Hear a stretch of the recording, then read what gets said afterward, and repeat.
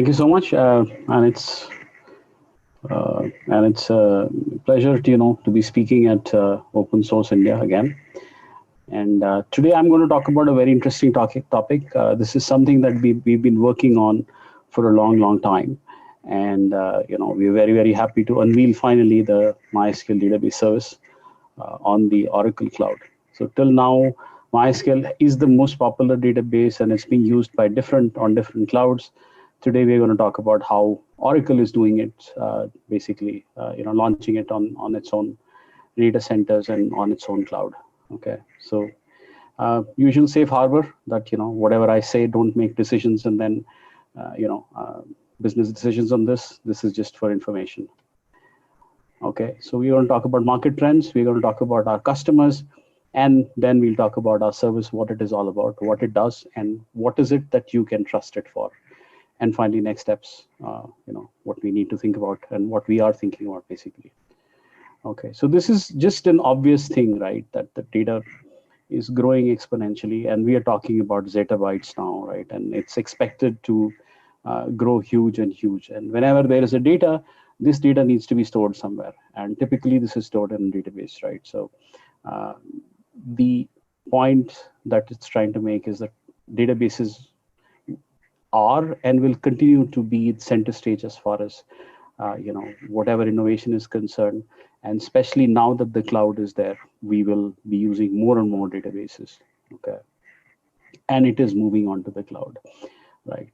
This is a trend that maybe maybe a few years ago people might have said yes, there is on-premise and there's mixed and there's hybrid, and we see the hybrid will continue for some time, but all in all, people are looking at moving everything onto the cloud. So whether we talk about individuals, whether we talk about enterprises, and whether we talk about governments, and governments are really serious about the cloud now, and they want to just make sure that this thing all the data is on cloud. It is accessible on the public cloud. And earlier there were some worries about how secure is cloud and things like that, but I think all those things have been set to rest.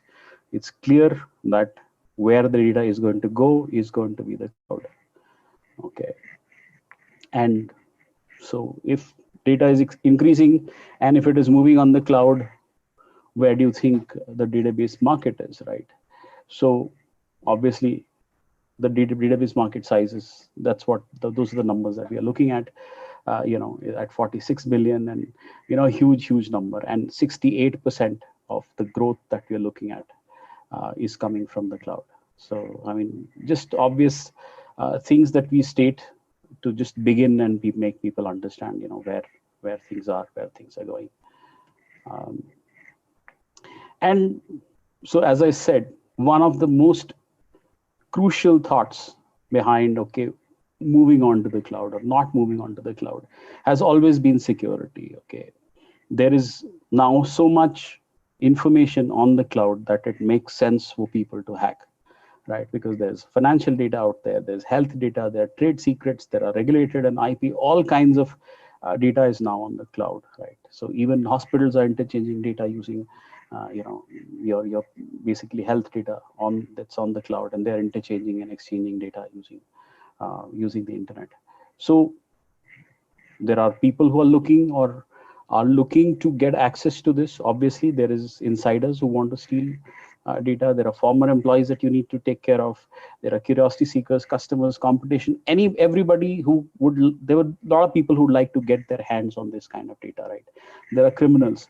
There are countries that are fighting other countries. They would like to know how election in a particular country is going on. How are people thinking? You can influence. You heard this whole crisis of Cambridge Analytica, where people just wanted to know how people think and influence them a little bit, right? So this data needs to be secure. You cannot have on the cloud in non-secure data. So security, yes, data is on the cloud, but it has to be extremely secure. Okay. Again, as I said, right, why do what do people want to look at when they're saying, what is it that has to be there, which is provided by a database? If I need to move to cloud and my data has to be on cloud, it has to be secure. My cost has to go down. It has to be scalable, right? Because there are certain analytics and certain, data, basically growths that happen exponentially. So, for example, if you are a if you're a store and it's like big billion days or Diwali or something like that, or the 26th January sale that we have in India, then it's suddenly going to expand. And once that sale is gone, the data growth is suddenly going to come down, right? And you want to capture everything. You cannot miss out on any of that data.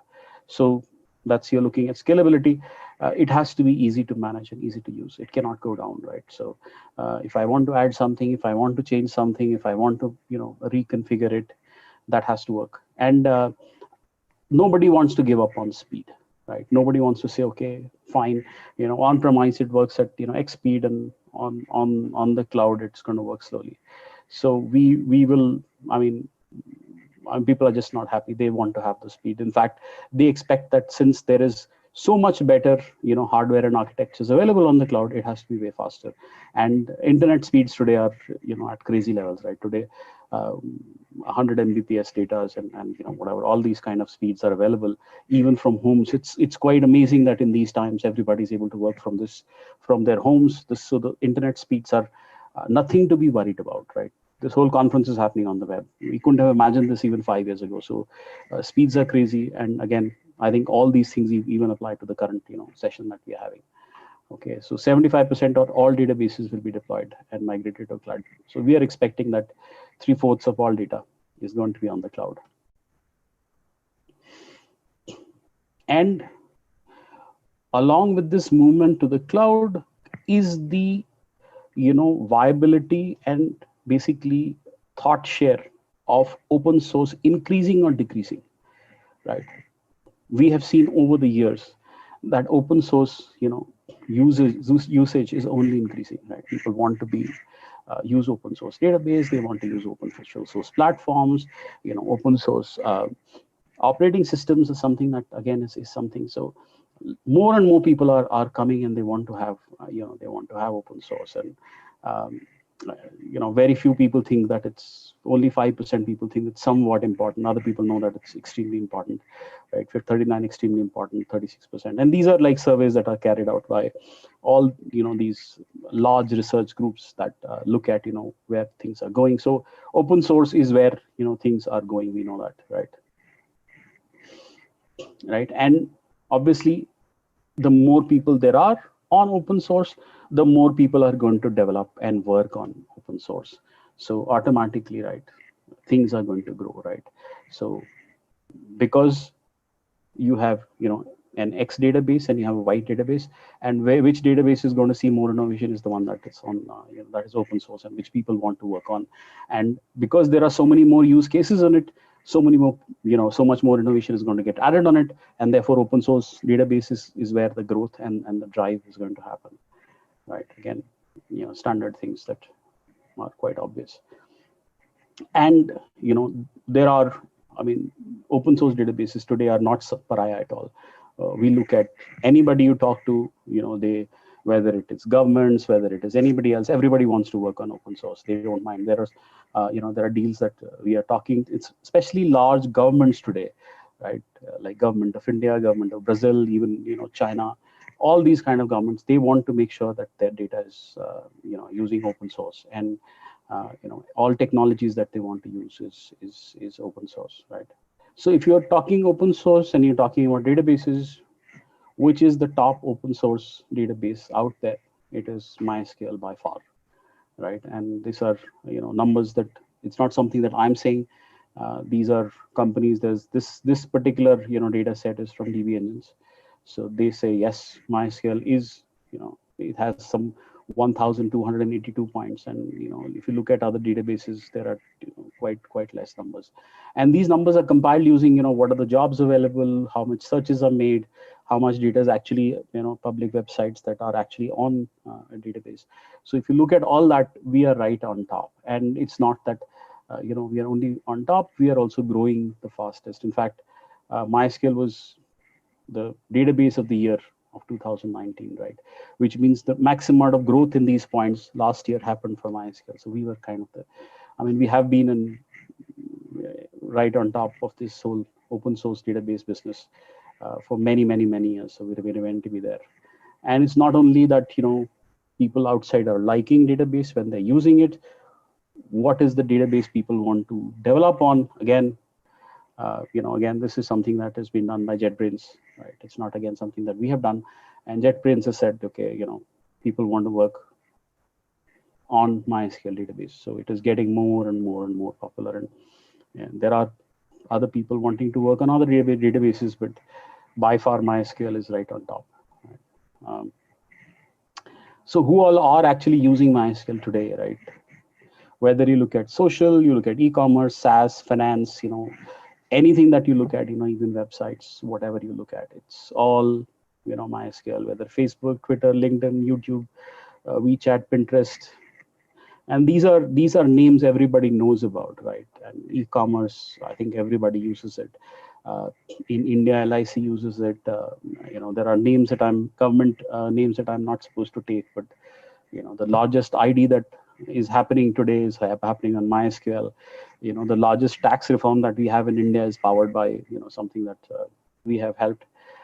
But yeah, as I will not take names, but again, finance all over the world, Bank of America, JP Morgan, Citi, Fidelity, Visa, everybody is on MySQL. They are familiar with it, they've used it, and they understand it very clearly. Okay, so let's talk about, I think this is something that if you've heard any database talk, you would have heard this sometime or the other. So what is the new thing that I'm talking about? I think the new thing I'm talking about is the MySQL database service. Okay, so what have we done till date? MySQL was among the very popular database solutions. I think the top database solution available on the cloud. So people would use our database on the different cloud. Every cloud out there had a MySQL implementation, right? And then people would just use that as a service on different clouds.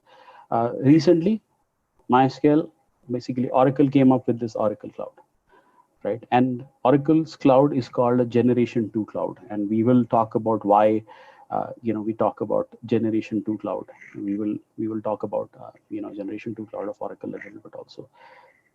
But what is it that MySQL as a company can do if it is a service that is managed by us, right? One is that any security fix that comes can be fixed right there.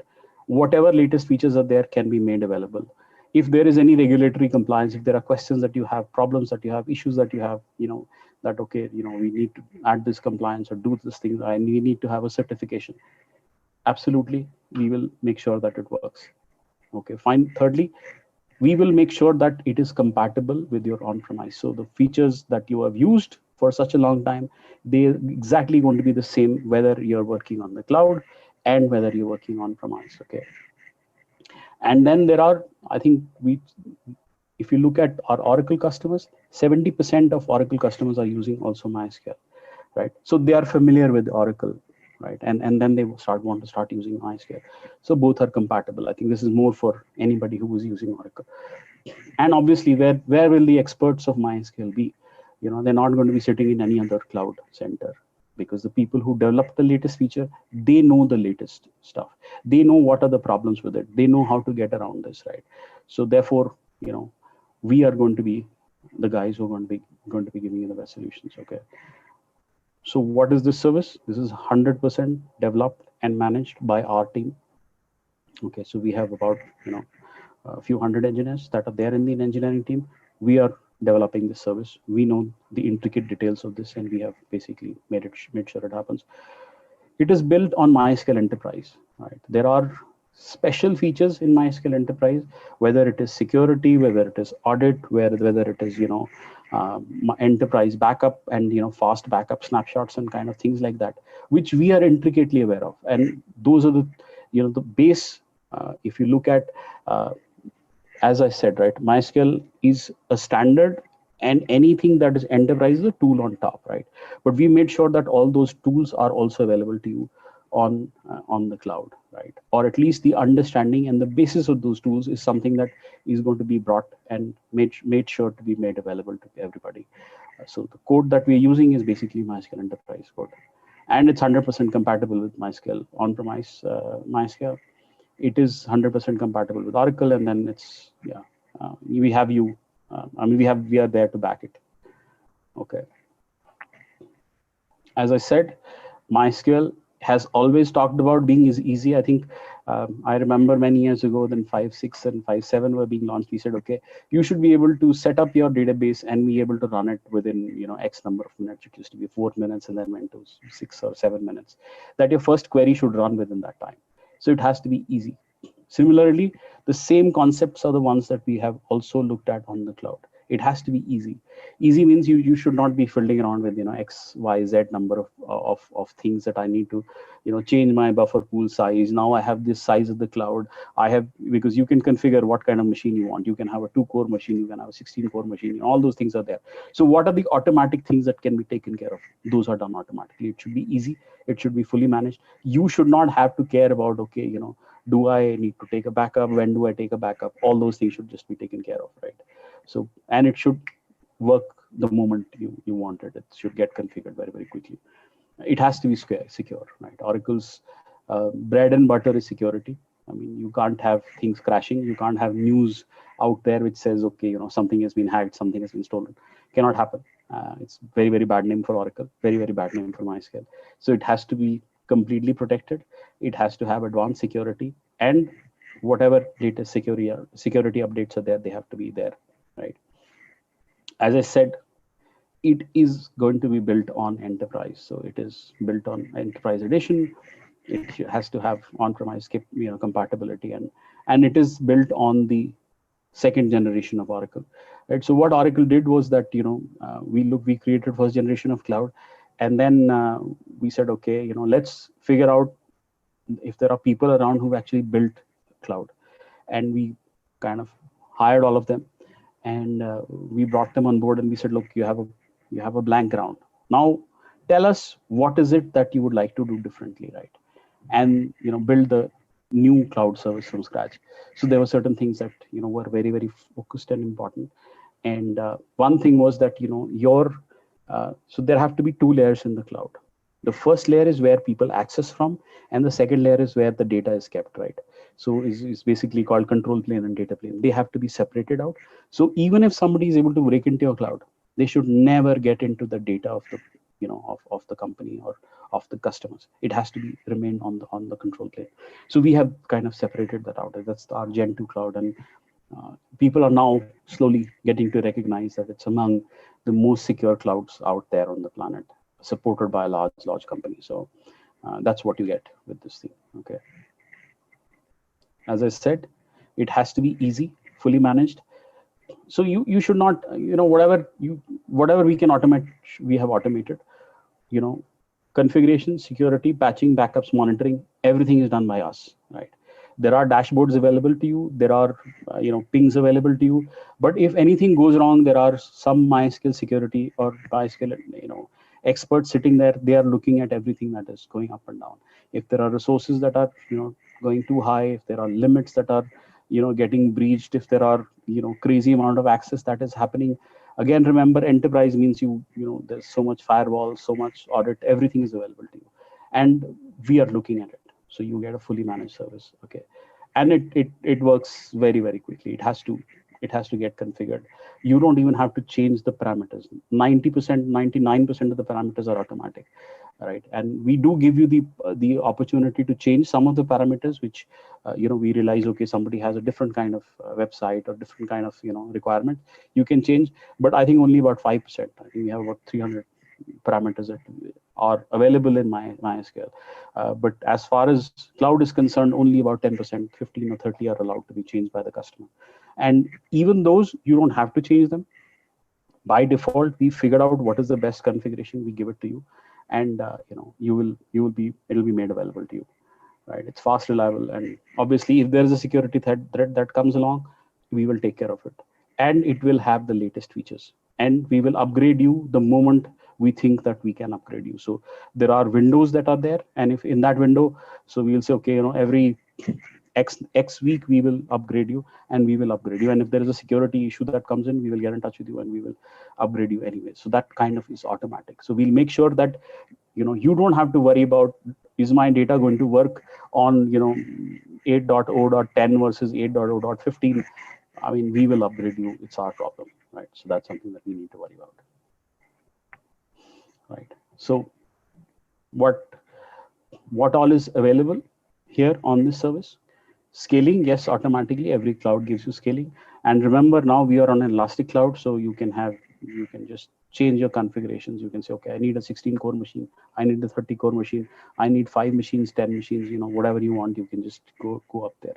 Okay, obviously backup is there. Security patches we will take care of. We will provision and configure you. Okay, and remember, when you're on the Oracle cloud, it's not only the database that will be taken care of, it is also all the underlying infrastructure. So the operating system, for example, we use our own Oracle Linux, which is based on Red Hat, and if there are patches in there, those will automatically be taken care of, right? And all those things are something that we are going to take care of, right? So you don't need to have a data center, you don't need to have a storage. We will I mean, these are obvious things in the cloud. I don't need to explain to people who have been working on the cloud now for, I mean, it's very, very obvious. These are just standard things. So what is it as far as security that is concerned that Oracle Cloud gives you? One is that automatically encryption, masking, firewall is all available to you, right? So you can decide, okay, I want to have, for example, TD for this table. Till now, if there were certain features that were there only in our enterprise, and you had, on-premise community version of MySQL, you were not able to take care of that. You could not, do TDE, or you could not do masking, or, for export of data, because they were enterprise features. But as far as MySQL on the cloud is concerned, everything is available to you. You can do your encryption, you can have your key rings, you can do masking. All the firewall features are available to you, okay? As far as compliance is concerned, we are talking about true compliance, and you can write down and you can say to any third party. So if you're providing, say, data services to a third party, you have a customer in America, or in some European country, and they say, okay, you're going to give me this service, is it compliant with GDPR, PCI, or HIPAA? You can say, yes, this service is built on top of MySQL Enterprise. MySQL Enterprise is is something that is certified. So therefore, if I'm using MySQL on the cloud, Oracle Cloud, it just automatically is compliant. You don't have to worry about that. And again, we keep on saying, right, whatever security fix we will come to. Normally, Oracle comes to know breaches before they are announced. So before day zero, people come to know, and then they are announced after they are fixed. So that's where typically large companies are, right? So we will basically fix them as soon as possible, and our focus is always on that. I think again and again, it is enterprise ready. It has highest reliability and security. We already talked about that. There is 24/7 support from the MySQL team, and these are actually the engineers who have worked on the service. So, or this is probably a guy who's sitting next to the person who's developed the feature that if you are having a problem with, or at least because it's the same team, you're on the same Slack channel, and you can just ping them and you will get information from the guy who's right next door, right? And it's the same software, so it is 100% compatible with on-premise MySQL, right? So you don't have to change anything. You don't have to rewrite anything. You don't. For example, if you have if you have something set up like a GID setup, you don't have to change those GID setups just because you're going on the cloud. This is MySQL. The same GIDs are going to work. The same. Everything that is exactly the same. Thinking is the same, right? There's not even, obviously, stored procedures and everything will automatically work, but anything that you've done is going to work. And this is something which is surprising that we do talk about, is that just because we are MySQL, we are compatible, you can actually take your implementation. If you stop liking our cloud for some reason, if it is a standard MySQL implementation, you can take it from one cloud, you can move it to another cloud. Both are using the same MySQL, as long as they are not using some different version or different flavor. If it is standard MySQL, you can actually say, okay, the prices of Oracle Cloud are something that I don't like, even though we are 50% cheaper. Actually, now there is a TCO, or maybe even 1/4 cheaper. So, but you decide that, so for some reason I don't like Oracle Cloud. I've done my development here. I've worked with you guys, but now there's a special, great deal that I'm getting on some other cloud. You pick up your data and, your implementation, and you go to another cloud because you are 100% MySQL. You can just do that, right? So that's again something that is available. And again, as I said, right, whether it's Oracle Data Integrator, Audit Vault, Container Engine, Kubernetes, these are all standards on the Oracle Cloud. These are standard technologies on Oracle. This is something you get for free. All the integration is something that you get for free. And Oracle Cloud is extremely comprehensive, right? It is right now, if you look at Oracle as an organization, everything that we do, we are doing on our cloud. So if I have to apply for leave, for example, right, I have to go on the Oracle Cloud. If I have to do an expense report, it is done on the Oracle Cloud. So Oracle Cloud is not something which is untested. It is running a very, very large organization, which is Oracle itself. And there are, certain features and, that are running on the MySQL part of the Oracle Cloud. So it is thoroughly tested. And anything that you can, and this is a developer company, right? We develop products. We understand what developers want, right? So anything that is related to development, we have done it, and that's something that you can use straight away. Okay. So as I said, Oracle created its first cloud, and there were certain things that were obvious. We looked at those, and then we said, okay, this Gen 1 cloud, it is what it is. But if we were to start the cloud from scratch, and by this time, I think the cloud story was about 4 or 5 years old, or maybe even a little bit more. And there were engineers who had worked on different clouds, and they were hired by MySQL. And we asked them, okay, clean slate, what would you change? And the first thing that they told us is that, we have to not look at just somebody who wants to come and, somebody has a laptop, he's doing development, and he comes to the cloud. Those are not the kind of companies that you're looking at. You're looking at huge enterprises today who want to really get big things done, right? And if you're looking at those kind of people, the first thing that they're looking at is security. So the architecture of your cloud has to be such that there is security, which is right on the forefront. Okay. Then these guys are looking at scalability and performance, right? So this has to, as the things increase, the price should go down and not go up, right? And things should get simpler as you add things. So it has to be very, very scalable, right? And performance has to be completely crazy, because we're looking at, somebody doesn't want to set up a data center for 1 million people, but the moment it becomes 50 million, they want to go on the cloud, because they really buying those kind of machines and setting up the data centers becomes crazy.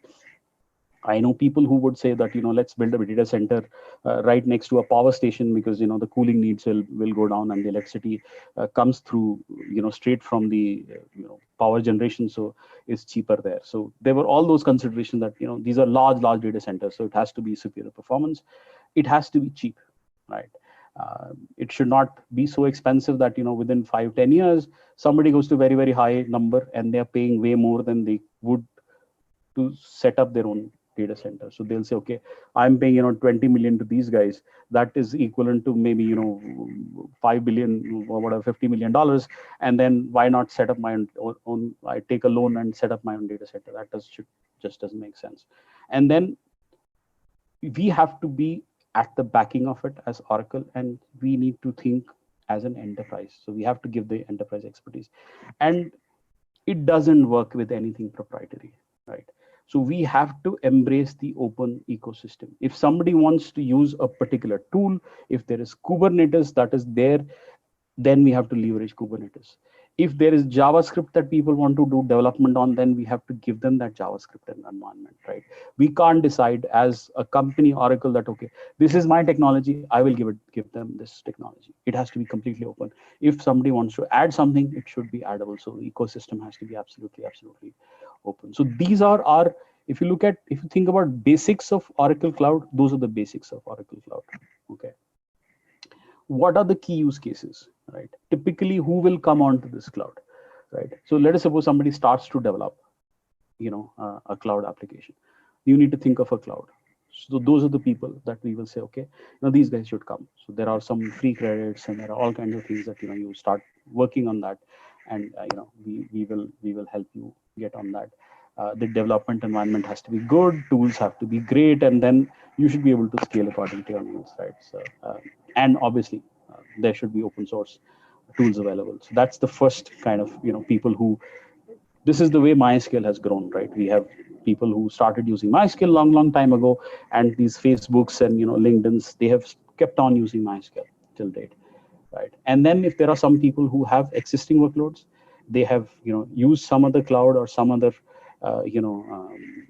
ways of development or whatever, or they're on premise and now they say, no, okay, not making sense for us anymore. Why don't we try and go to the Oracle Cloud? So that's again something that that we should be able to take care of, whether security gets better, productivity gets better, innovation gets better, and okay, there is no IT overhead if you're on the cloud. And again, there are if you look at just not particularly MySQL database service, but if you look at the Zoom, for example, they looked at multiple clouds. They said, we have this existing workload and it's growing exponentially, which is the cloud that's going to give us the best capability? And they said, Oracle Cloud is the one to go on, right? Then the other thing that Oracle Cloud is is very famous for, and this is something that Gartner has commented on, is this whole hybrid cloud flexibility, right? So let us suppose you want to have a cloud, and you say, look, my servers cannot be outside. Nobody outside should be able to access them. I want to have my servers behind my firewall. Again, hybrid cloud is something that Oracle at Customer, if you search for it on the internet, you'll be able to see Oracle at Customer. And we are now the best technology out there for using Oracle at Customer. So you don't really need to be on the internet at all. If you would like to be, that's fine. And as far as the interface is concerned, as far as the outside is concerned, whether the data center, which is the cloud data center, is inside our lab or whether we keep it in your lab, nothing changes. All the interfaces are exactly the same. The way you set up the user is exactly the same. Everything is exactly the same. And these are your machines. You can decide that, okay, I want to keep them, I want to buy them, I don't need to deal with Oracle. It's fine. They're all basically your machines, and you can continue to do whatever you want. You can buy everything and keep it back. And obviously, the final thing is your standard, SAS, SaaS capabilities. It has to be very strong. And then again, you should have support, but the pricing has to be exactly compatible, right? So that's the normal thing to do. Okay. And we are really cheap, right? Again, when we talk about MySQL Cloud, I think Larry Ellison is famous for saying, you should be, ready to have double the speed and double the capability at half the price, right? So these are the numbers that we have, when we talk about what MySQL database service costs. And it's if you look at 8 GB per core, these are like in dollars numbers, I think per month it's $34, and storage of 1 GB is 4 cents or something like that. So we are very cheap as compared to any other cloud. And I think one of the reasons that we are cheaper is because we are new in town. We need to be known, and therefore we have to make sure that it makes sense for somebody who's been working on a particular, used to a particular cloud environment, and now they're coming to this new environment. So they have to have incentive, and the incentive is really huge. We are talking about GB per core. So if you are talking about thousands of cores, the amount of money that you're saving is absolutely crazy. Again, our backup costs, our network costs, all those are really something that you definitely need to look at. And this is a 1-year TCO that we have calculated. Again, this is, don't take my word for it. This is what we are saying. Talk to, use it. I would say, use it and have a look at, what prices are. So we are talking about per year about 42,174, and these are kind of standard 8-core machines. This is what you're going to spend, right? Versus all these other clouds, and this is something that we are talking 73% savings in the minimum. Again, I know a lot of you are developers, so let's not go at prices too much. But if somebody wanted to compare, and somebody wanted to say, okay, I want to find out, what my implementation, I know this is my setup, what is it going to cost me? So we will tell you exactly what it's going to cost you. You can go to this tool and you can say, okay, I want to find out what it is going to cost. And it's, really, really very cheap. And you can compare with any other clouds that you have, and you'll come to know that we are way, way better. I think that is all that I have for this presentation. I've left about 10 minutes for Q&A. So if there are any questions, I'm open for that. I do have some slides if somebody wants to go into, details of, how does the console look, or, how do you configure? These are kind of instances that we have. And there is also a talk, which is basically a hands-on on, okay, let us suppose you have a credit card in your hand and you say, okay, I want to use MySQL Cloud. We say, okay, from scratch, credit card and laptop, how do you start with the service? So that session is going to be brought to you by one of the developers who's actually working on the Oracle MySQL database service. So that's another one in OSI. You need to find out the time exactly when it is. So she will tell you. And these screens are something that you will see, in her slides, okay, security and again Oracle Cloud, all kind of details you can actually look at. Okay, I think let's go to questions. Thank you, Mr. Manwani. That was a wonderful session.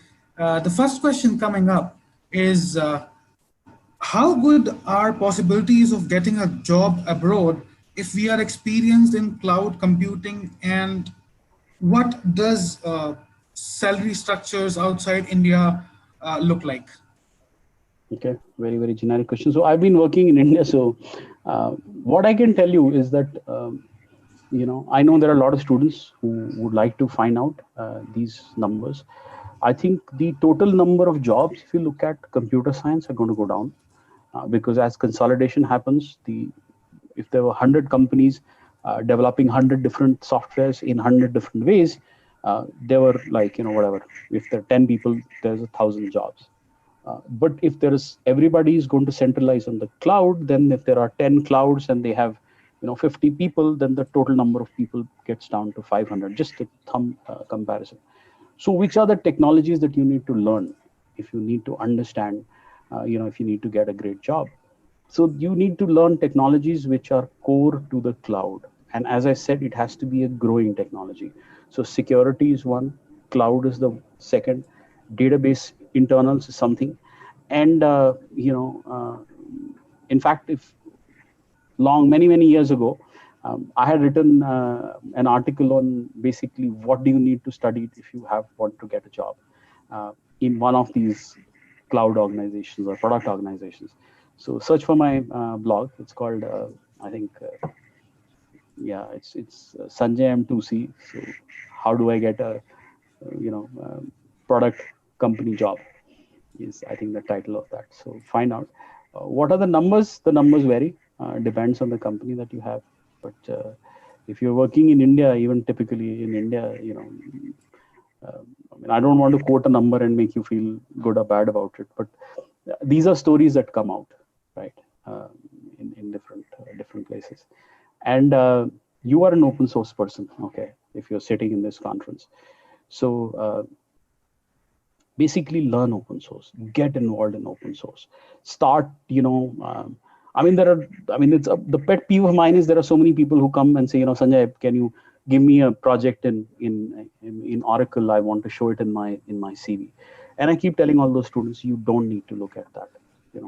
Just go to any open source, work that is happening out there, and it is happening in crazy areas, right? Databases, yes, lots of work is happening.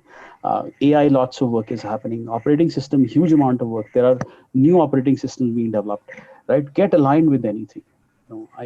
There was this guy who was in a college, and his interest was in computers, but he said, Sanjay, he was studying somewhere in Orissa in some small college somewhere. He said, Sanjay, I don't even understand, half the development which is happening. We've not studied anything. I said, why don't you start contributing to documentation? So he started with compiling the documentation for one open source project that was supported by some, and this is many, many years ago. And looking at the documents, organizing them, telling people, okay, we are looking for this documentation, that documentation is open source, because there are very few people who actually write documentation. So he basically coordinated everything. He ensured that people are able to work, people are able to download, people are able to contribute, and he got a lot of students involved. And based on that work, I think today he's working in Tesla in Australia. So don't worry about the money. That Three Idiots line, right? Go after your increasing your capability. And open source platform doesn't really care. It doesn't care. You are sitting in India, you're sitting in some corner in Bhubaneswar or somewhere that where this guy was saying. So yeah, you can do anything. Thank you so much for answering that, Mr. Munwani. The next question is around if you can please shed some light on MySQL's capability to expose its transaction logs for real-time data replication. So, so if you look at our application is done using something called the binary logs, right? So just like for all databases, the way transactions are managed is called a WAL, or wall or write ahead log, right? So in MySQL, we have actually two or three multiple different kind of logs, right? So one is the redo log, which is at the underlying to our particular InnoDB engine, but our application is done using binary logs. And binary logs are something that again, now if you have the capability, you can have a look at that, right?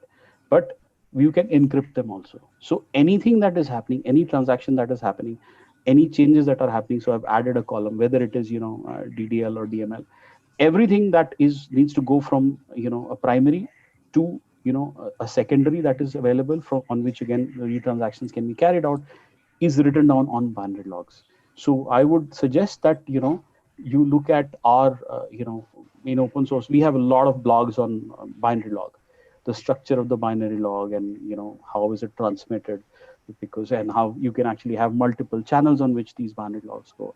So look at the binary logs, and everything that you do is done using binary logs.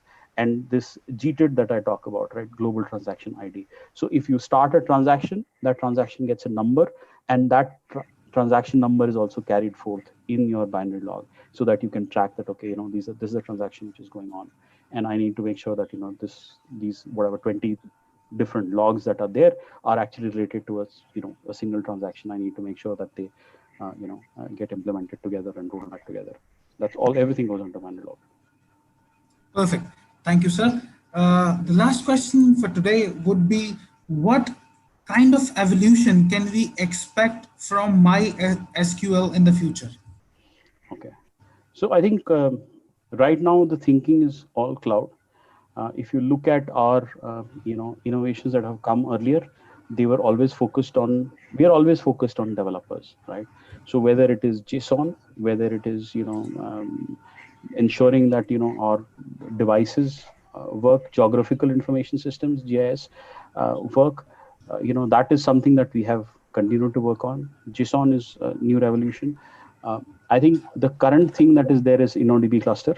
So you can have an automatic scaling that happens. You can have nodes that get automatically added, nodes that automatically, if they die, they die. Again, this is something that you can also use for upgrading. So you have version X, and then you want to go to version X plus 1 or X plus 2. You can have your secondaries on X plus 2, and then the primary will go away, and then the version automatically rolling upgrades happen. So that is one. Right now what we are looking at is machine learning, right? So for example, machine learning, let us suppose you have a particular configuration, and that configuration needs to change because of the kind of transactions that you're doing. So how does that automatically happen? How does the machine learn that this is a compatibility that I have currently, but there are certain parameters that I might automatically have to change because the kind of usage that is taking place. Again, that is another thing that we are working on: machine learning, AI. Again, deep internals of transactions. The standard of SQL itself is evolving, right? So again, that is another thing that we need to work on. So if you look at it, three areas. One is, how do we improve a single MySQL instance? Okay, so how does it get more compatible? Second, if there is a group of MySQL instances working together, how do they best work together? And three, if this whole configuration and this whole setup has to be managed, how is that going to be managed automatically using AI and ML? That is, those are kind of three things that I would say the focus is going to be on. Perfect. Thanks a lot, Mr. Munwani. I thank you and Dell on behalf of Open Source India as well as India Technology Week platform. Any final thoughts before we part ways for today and meet soon again? Yeah, I think I'd like to thank open source. Oracle and MySQL have been associated with OSI for, I think, more than 10 years now. So thank you for providing this platform. And I hope you guys have enjoyed our